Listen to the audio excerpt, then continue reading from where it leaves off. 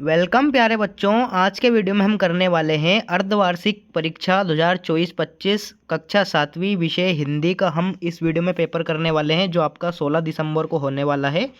उसका complete and full solution हम इस वीडियो में करने वाले हैं, तो आपको वीडियो को कंप्लीट एंड तक वॉच करना है।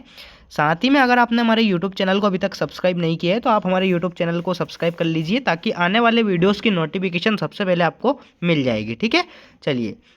सेट बी पूर्णांक आपका 60 नंबर का रहने वाला है। समय आपको 2.5 घंटे का यहाँ पे मिलने वाला है। तो आप अगर 60/60 प्राप्त करना चाहते हैं तो आप हमारे यूट्यूब चैनल को सब्सक्राइब कर लीजिए ताकि आपको सारे पेपर, जितने भी मैं पेपर आपके होने वाले हैं वो सारे के सारे अपलोड करूँगा, तो आपको उन वीडियोज़ की नोटिफिकेशन जो है सबसे पहले मिल जाएगी। ठीक है, शुरू करते हैं। विषय हिंदी का हम पेपर करने वाले हैं जो आपका 16 दिसंबर को होने वाला है। निर्देश आपके देख सकते हैं आप। सभी प्रश्न हल करना अनिवार्य है और सभी प्रश्नों के उत्तर निर्देश अनुसार अपनी उत्तर पुस्तिका में आपको लिखना है। चलिए देखते हैं। पहला प्रश्न आता है आपका बहुविकल्पीय प्रश्न, प्रश्न 1 से प्रश्न 5 तक। निर्देश आप देख सकते हैं। निर्देश आपका दे रखा है, प्रश्न को पढ़कर नीचे दिए गए विकल्पों में से सही विकल्प चुनकर उत्तर लिखिए। चलिए देखते हैं। पहला प्रश्न क्या है आपका। फूले कदम्ब कविता में कवि का मन किसको छूना चाहता है? तो आपका ए ऑप्शन है अंबर को, बी ऑप्शन है आपका कंदुक को, सी ऑप्शन है आपका कदम्ब को और डी ऑप्शन है आपका बादल को। तो क्वेश्चन नंबर 1 में आपका राइट आंसर क्या जाएगा? कदम्ब को। ठीक है, सी ऑप्शन इस क्वेश्चन का राइट आंसर आने वाला है। अगला प्रश्न है आपका प्रश्न 2। दीपू से सभी क्या करते थे? ये आपको बताना है। ए ऑप्शन आपका ईर्ष्या करते थे, बी ऑप्शन है आपका घृणा, सी ऑप्शन आपका द्वेष और डी ऑप्शन आपका लड़ाई। तो दीपू से सभी क्या करते थे? ईर्ष्या करते थे। तो ए ऑप्शन इस क्वेश्चन का आपका राइट आंसर आने वाला है। अगला प्रश्न देखते हैं। प्रश्न क्रमांक 3 है आपका, आज रविवार है, वाक्य में रेखांकित शब्द का समानार्थी शब्द कौन सा है? ऑप्शन आपका दिनकर, बी ऑप्शन है आपका दिवाकर, सी ऑप्शन है आपका दिवस और डी ऑप्शन है आपका दिन। तो दिन का आपको समानार्थी शब्द बताना है, तो दिन का समानार्थी शब्द क्या हो जाएगा? दिवस, यानी कि सी ऑप्शन। सी ऑप्शन इस क्वेश्चन का राइट आंसर आ जाएगा। अगला प्रश्न क्या है? प्रश्न क्रमांक 4 है आपका, उत्थान का विलोम शब्द बताना है आपको। तो आ ऑप्शन है आपका पतन, बी ऑप्शन है इसका गिरना, सी ऑप्शन है आपका चोटी और डी ऑप्शन है आपका ठहरना। तो क्वेश्चन नंबर 4 में आपका राइट आंसर क्या जाएगा? ठहरना, यानी कि डी ऑप्शन इस क्वेश्चन का राइट आंसर आ जाएगा। अगला प्रश्न देखते हैं। प्रश्न क्रमांक 5 है आपका, रहे भावना ऐसी मेरी सत्य रिक्त स्थान व्यवहार करूं। ए ऑप्शन है आपका सरल, बी ऑप्शन आपका गरल, सी ऑप्शन आपका सघन और डी ऑप्शन आपका मगन। तो क्वेश्चन नंबर 5 में आपका राइट आंसर क्या जाएगा? सरल। ठीक है, ए ऑप्शन आपका इसमें राइट आंसर आने वाला है। तो इस प्रकार से आपके 5 जो सही विकल्प पूछे गए हैं वो यहाँ पे कंप्लीट हो जाते हैं। अगला प्रश्न देखते हैं। प्रश्न क्रमांक 6 से 10 आपके रिक्त स्थानों की पूर्ति आपको करना है। यहाँ पे आपके ऑप्शंस भी दे रखे हैं, इनमें से देख देख के आपको लिखना है। चलिए देख लेते हैं। प्रश्न 6 है आपका, धिन धिन धा धमक धमक पंक्ति में कौन सा अलंकार है? तो इसमें आपका कौन सा अलंकार हो जाएगा? इसमें आपका अनुप्रास अलंकार हो जाएगा। ठीक है, अनुप्रास अलंकार इसमें आपका राइट आंसर आने वाला है। अगला प्रश्न है आपका प्रश्न क्रमांक 7। प्रश्न क्रमांक 7 है आपका, अष्टांग योग का चौथा अंग रिक्त स्थान है, ये आपको बताना है। तो इसमें आपका राइट आंसर क्या जाएगा? इसमें आपका राइट आंसर आ जाएगा व्यायाम, सॉरी प्राणायाम। ठीक है, प्राणायाम इसमें आपका राइट आंसर आने वाला है। क्या जाएगा? प्राणायाम। ठीक है, अगला प्रश्न है आपका प्रश्न क्रमांक 8। प्रश्न क्रमांक 8 है आपका, दया करने वाले व्यक्ति को रिक्त स्थान कहते हैं, तो इसे हम कहते हैं दयालु। क्या कहते हैं? दयालु। ठीक है, दयालु इस क्वेश्चन का राइट आंसर आने वाला है। प्रश्न क्रमांक 9 है आपका, पंख बना रिक्त स्थान मेघ बजे। तो इसमें आपका राइट आंसर क्या जाएगा? हरिचंदन। क्या जाएगा? हरिचंदन। और 10वां प्रश्न है आपका, भारत एक खोज रिक्त स्थान द्वारा लिखी गई एक सुप्रसिद्ध पुस्तक है। तो ये जवाहरलाल नेहरू द्वारा लिखी गई एक पुस्तक है, भारत एक खोज। ठीक है, तो इसमें आपका राइट आंसर क्या जाएगा? जवाहरलाल नेहरू। चलिए, इस प्रकार से आपके रिक्त स्थान समाप्त होते हैं प्रश्न क्रमांक 6 से प्रश्न क्रमांक 10 तक। अगला प्रश्न देखते हैं।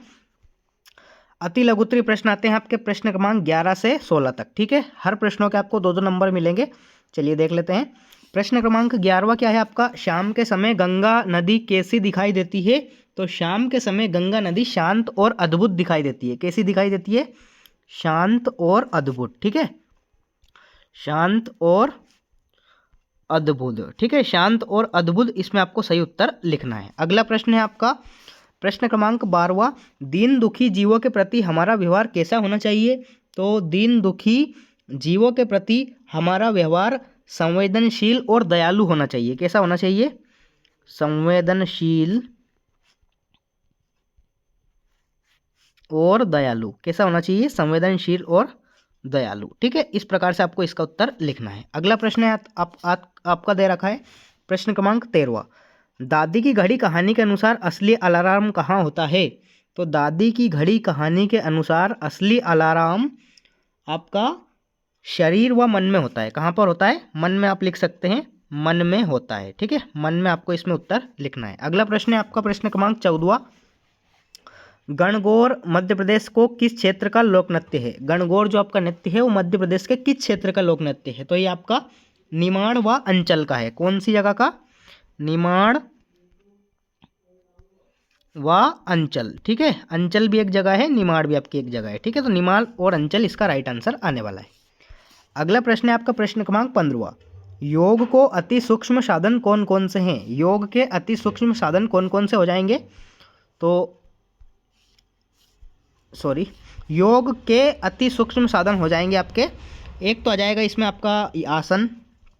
ठीक है, आसन आप लिख सकते हैं। और क्या लिख सकते हैं? और आप लिख सकते हैं प्राणायाम। क्या लिख सकते हैं? प्राणायाम। और क्या लिख सकते हैं? और आप लिख सकते हैं इसमें ध्यान। क्या लिख सकते हैं? ध्यान। और क्या लिख सकते हैं आप? और इसमें लिख सकते हैं मुद्रा। क्या लिख सकते हैं? मुद्रा। तो इस प्रकार से आपको 2 से 3 इसमें लिखना है। अगला प्रश्न है आपका प्रश्न क्रमांक 16। निम्नलिखित शब्दों के तत्सम रूप आपको बताना है। जल का तत्सम रूप क्या हो जाएगा? जल का तत्सम रूप हो जाएगा पानी। क्या हो जाएगा? पानी। पुष्प का तत्सम रूप क्या हो जाएगा? पुष्प का तत्सम रूप हो जाएगा फूल। और पर्वत का तत्सम रूप पर्वत ही होता है, तो पर्वत के तत्सम रूप में आपको पर्वत ही लिख देना है। ठीक है, इस प्रकार से आपके अति लघु उत्तरीय प्रश्न यहाँ पे समाप्त हो जाते हैं, प्रश्न क्रमांक 11 से प्रश्न क्रमांक 16। अगला प्रश्न है आपका लघु उत्तरीय प्रश्न, प्रश्न क्रमांक 17 से प्रश्न क्रमांक 22। 3-3 नंबर के प्रश्न है, चलिए इनको देख लेते हैं। प्रश्न क्रमांक 17 क्या है? नेहरू जी ने अपनी भस्म को गंगा में डालने की इच्छा क्यों व्यक्त की है, ये आपको बताना है। प्रश्न क्रमांक 18 है आपका, मेघ बजे कविता में कवि ने किन किन बातों का उल्लेख किया है। अगला प्रश्न आता है आपका प्रश्न क्रमांक 19, सज्जनता की पहचान किससे होती है। नेक्स्ट आता है आपका प्रश्न क्रमांक 20, मैत्री भाव जगत में मेरा सब जीवों से नित्य रहे, इस पंक्ति का भावार्थ आपको लिखना है। ठीक है, अगला प्रश्न है आपका, नेहरू जी ने अपनी भस्म को गंगा में डालने की इच्छा क्यों व्यक्त की है, ये आपको बताना है। और अगला प्रश्न आता है आपका, पढ़ते समय दीपू को कौन कौन परेशान करता था और कैसे, ये हो जाएगा आपका प्रश्न क्रमांक 22।